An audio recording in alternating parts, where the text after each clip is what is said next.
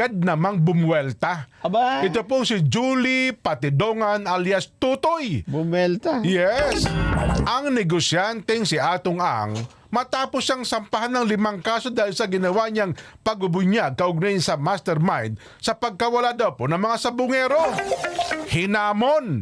Hinamon po ni Totoy si Atong Ang.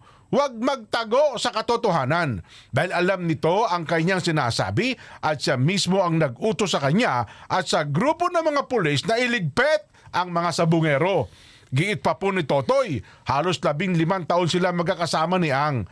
Kaya't alam niya ang lahat ng ito at imposibleng siya ang magsinungaling. Anya, ang mga witness na kinuha daw po nitong si Ang laban sa kanya ay pawang mga suspect din sa pagkawala daw po ng mga sabungero. Sila rin anya ang mga taong bumitbit mismo sa mga biktima. Ayon! So sila-sila na pala ngayon na nagtuturuan. Mga akala ko yung mga pusakal na mamamatay ngayon ang babait no? Para mga santo Di ba nakita mo yung 4? Parang awa mo na yung